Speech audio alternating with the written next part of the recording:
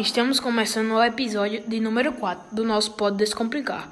Aqui é Leonardo e hoje falaremos sobre a transitividade verbal. Bom, vimos no episódio anterior, existem verbos intransitivos, que são aqueles que não precisam de um complemento para serem entendidos, como dormir, andar, chorar e enfim. Mas existem verbos com sentidos completos. Também existem os verbos que não têm e eles precisam de um complemento para os entendermos. Calma lá. Você já deve estar pensando no quão é difícil esse assunto, mas na verdade ele é bem tranquilo e eu espero que no final desse episódio você consiga entender de forma bastante clara. Vou citar alguns exemplos. João e Maria subiram a escada. Você entende que existem verbos transitivos e intransitivos, mas se fosse para você classificar, como ficaria esse verbo? E nesse sentido, onde a escada está se relacionando com o verbo, ele seria o quê? E agora, Ellen vai explicar o sentido que a escada traz na frase. Bom, agora eu vou falar sobre o objeto direto. Você certamente ficou se questionando após essa última pergunta de Leonardo.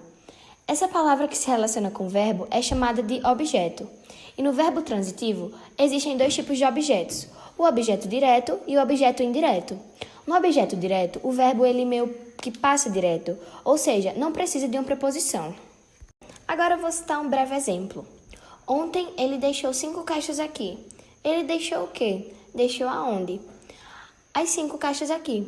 Percebe-se que ela não precisa de uma preposição para esse complemento ele ter um sentido, passando assim direto.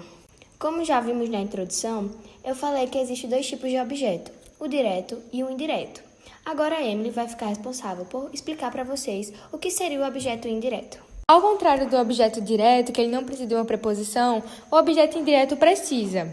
O carro, ao invés de passar direto, ele precisa parar, porque o complemento ele precisa dessa preposição para ter um sentido completo. A gente pode ter como principais preposições a, ante, de, desde, entre, perante e enfim. Bom, eu vou dar um exemplo para vocês compreenderem melhor. Eu gosto de natação. Ele gosta de quê? De natação. Percebe-se que na própria preposição, que nesse caso é de, está na própria pergunta que estamos fazendo o verbo. Eu gosto de quê? Quem gosta, gosta de algo ou gosta de alguma coisa. Então, esse de, ele vai estar presente na própria pergunta. Vimos o objeto direto, no qual não exige uma preposição, e o objeto indireto, no qual exige uma preposição. Mas, em algum momento, você ficou se questionando se poderia ter uma frase com os dois objetos e como podemos encontrar eles. Emily, respondendo a sua pergunta, num verbo bitransitivo, que seria justamente a junção do objeto direto e objeto indireto, a gente precisa fazer as seguintes perguntas aos dois verbos. O que se refere ao objeto direto, e a quem, objeto indireto. Um breve exemplo é: a professora informou as notas dos alunos à diretoria. Quando a gente fala em transitividade, a gente logo faz uma pergunta momentânea, que seria o quê? Neste caso, a professora informou.